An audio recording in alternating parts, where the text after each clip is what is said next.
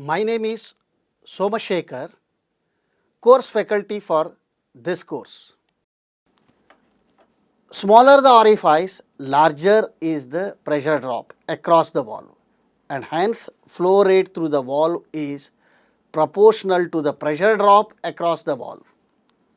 So, changes in pressure can cause change in speed of the actuator when using the flow control valve, even though the valve setting is not changed. This can be troublesome because the load and consequently the pressure may change frequently in the circuit. So, pressure compensated flow control valve virtually eliminates this problem. That is, this type of flow control valve automatically adjusts the orifice size in response to changes in the system pressure. It accomplishes this through the use of a spring-loaded compensator spool that reduces the size of the orifice when the upstream pressure increases relative to the downstream pressure. Once the valve is set, the pressure compensator will act to keep the pressure drop across the valve nearly constant. This in turn keeps the flow rate through the valve nearly constant. Now quickly I will show you some of the flow coefficient. The flow rate through the valve is proportional to the pressure drop across it. The flow coefficient describes the exact relationship between the pressure drop and a flow rate for a given valve mathematically as Q equal to Cv into root delta P by Sg. Here Q is a flow rate in liters per minute or a gallons per minute. Cv is a flow coefficient and delta P pressure drop across the valve. Sg is a specific gravity of the fluid. The Cv value is determined experimentally by the valve manufacturer. Specific gravity Sg is the density of liquid divided by the density of water. The specific gravity is necessary in the equation because the test to determine the Cv is performed using the water. It is basically a correction factor so that the equation is accurate for the other fluids. Quickly I will show you the significance of the flow coefficient.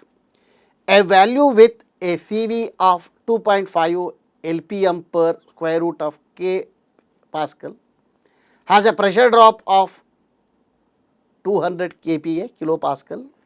What must be the flow rate through the valve? The system uses a standard hydraulic oil Sg equal to 0.9.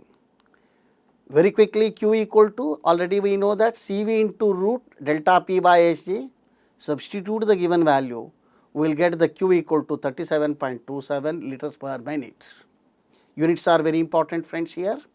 Similarly one more, a valve with a Cv 3.0 liters per minute per square root of kPa is being considered for use in a system that has a flow rate of 60 liters per minute. What is the pressure drop across this valve? The system uses a standard hydraulic oil Sg 0.9. Same here, Q equal to Cv into root delta P by Sg, same. Here delta P is, I am squaring out both sides, I am getting delta P equal to Q square by Cv square into Sg. Substitute all the value, I am getting delta P is 360 kilopascal. Now we will see what would be the pressure drop for the valve in the above example. If the flow rate were doubled, flow rate now here is 60, if I will double the flow rate, what happens to pressure drop you will see.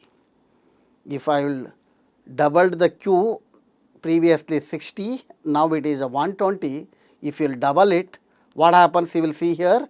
This example will illustrates that if the flow rate through a valve is doubled, the pressure drop across the valve is quadrupled. See here, quadrupled.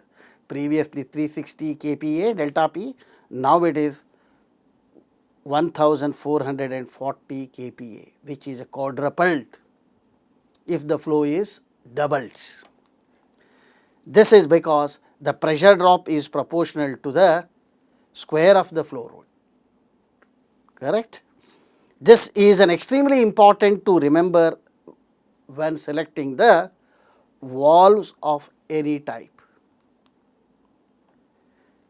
As I have told you, pressure compensated flow control valve is a very important. Automatically it will adjust based on the upstream pressure. How it is there, you will see this, friends. This valve mainly consists of a main spool and a compensator spool. Schematically shown here, the cut section model here.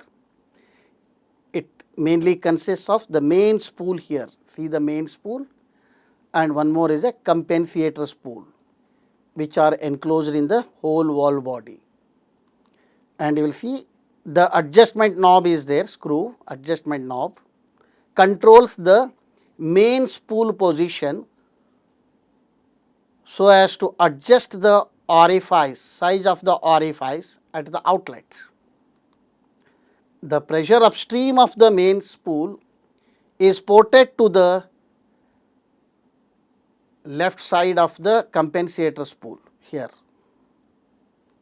Similarly, the pressure downstream of the main spool is ported to the right side of the compensator spool through the pilot line Y. Compensator spring biases the compensator spool to the fully open position, always it is left beginning. If the pressure upstream, you will see the pressure upstream of the main spool increases too much relative to the downstream pressure, meaning the pressure drop becomes too high, the compensator spool will move to the right side against the force of the spring. If this upstream pressure increases, what happens here through the pilot line X, this will be pushed against the spring force.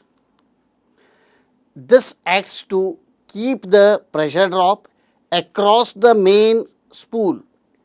Consequently, the flow rate nearly the constant. Always the flow rate across this main spool valve is a constant. This is achieved through the compensator spool. Very simple, friends, it is. The pressure compensated FCV designs other than the one just described are also available, but the basic concept is the same. So, some designs replace the main spool with a needle valve. Also available with the needle valve with integral with check valve for a free flow in the reverse direction. Temperature variation is another factor that may change the flow rate through the valve, because fluid becomes less viscous, meaning thinner, as their temperature increases.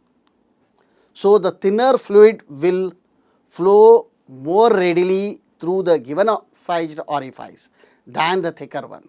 So, increase in temperature will cause the flow rate to increase for a given flow control valve setting. For this reason, temperature compensated flow control valves are also available like the pressure compensated flow control valves. These valves have a temperature sensitive element that causes the orifice to decrease in proportion to any increase in the temperature. Figure shows the graphical symbol of the pressure and temperature compensated flow control valve with a check valve. You will see here only if it is the pressure compensated, one arrow mark here across the valve, flow control valve. Now it is a temperature compensated, one temperature sensor.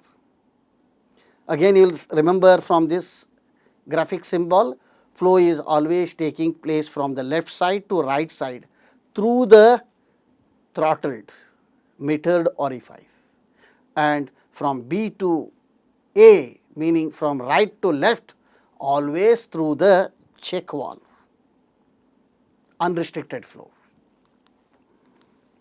Another way to control the flow in the hydraulic circuit is to throttle a DCV, partially closing.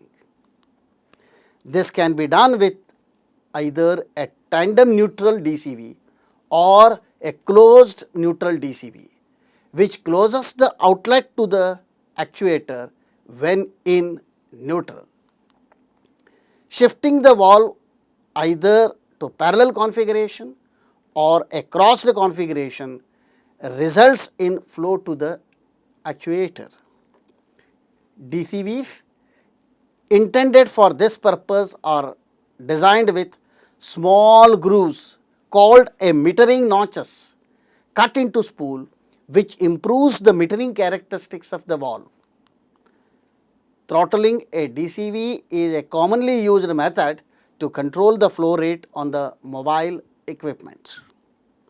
The advantages of throttling in these applications is to allow the operator to control the direction and the speed of the particular actuator with a one lever. See here how the notches they are cut on the spool valve. Correct? This is a different notches are there. Now quickly we will see the application of these flow control valves. How to control the stroke here. Now we will see this here. This is a double acting cylinder DAC connected to the 4x2 DCV solenoid actuation S1. Now it is a normal position is achieved using the stiff spring across the spool. Here the pump flow is going to the rod end, and whatever the fluid is there on the head side, it is going to the tank. Then can you please tell me how to control the forward stroke or return stroke? Can you please think me now? Now to control the speed of this actuator, we are having the two possibilities. What are those? First one, you will control the inflow of an actuator or control the outflow of an actuator. You will do either this or either this. Meaning you have to control the inflow or control the outflow from the actuator. Also you will see when you will move to the actuated position, here also you will see now here the pump flow is now going to the head side, the tail side flow is going to the tank. Now again here you will control the inflow, then actuator speed will be controlled, or you will control the outflow, do not control the inflow, meaning there are two possibilities are there to controlling the speed of the actuator. How to do this? Let us will see. If we will design the circuit to control only the inflow to actuator, it is known as the meter-in circuit. While if you will design a circuit only to control the outflow of actuator, it is known as meter-out circuit. Let us will see how this circuits will looks. This is a meter-in circuit, what I have drawn here. Here is a double acting cylinder DAC. First one is a normal position, meaning always the circuit you have to draw only in the retracted position, meaning it is a normal position. Here as usual the 4x2 DCV solenoid actuation spring centered. Here you will see the flow control valve, what I have drawn here. Then here pump with a pressure relief valve. This pressure relief valve always to control the system pressure, maximum system pressure. Now we will see in this position what happens, friends. In the null position, without any actuation, the pump flow is going to the rod side. The head side flow will come here. See now, it will not pass through the orifice, it will bypass. Correct, friend? It will bypass. Meaning here, you no need to worry here, the inflow is also not controlled, outflow is also not controlled in this direction, correct? Meaning cylinder will be retracted back. Once you will operate the solenoid S1, what happens you will see the pump flow is going to the head side. How it is going, friends? It is going through the throttle, the metering how much you are provided here. Only that much fluid is going to the head side of the double acting cylinder. The tail side fully going to the tank, but how much flow is coming here will matters to control the speed of an actuator. Here what I am controlling here in actuated position, I am controlling the inflow. That is why it is called meter in circuit. In null position, no need to worry. If you want to control here also how to do it, I will tell you. Now in this circuit what I have drawn using the one flow control valve at the head side in this figure, it will control only the in actuated position the inflow to an actuator. Similarly, outflow how to control, friends, you will see here now. Now same figure it is. Now I have used at the tail side, meaning rod side I have used as the flow control valve. Now we will see the pump flow is coming here, P to B it will go, then you will see here ball will be lifted up because the path of least resistance is only through the check valve, then it will enter to the rod side. Whatever the fluid is there on the head side, it is going to the tank. Meaning what? The flow, inflow is not controlled here.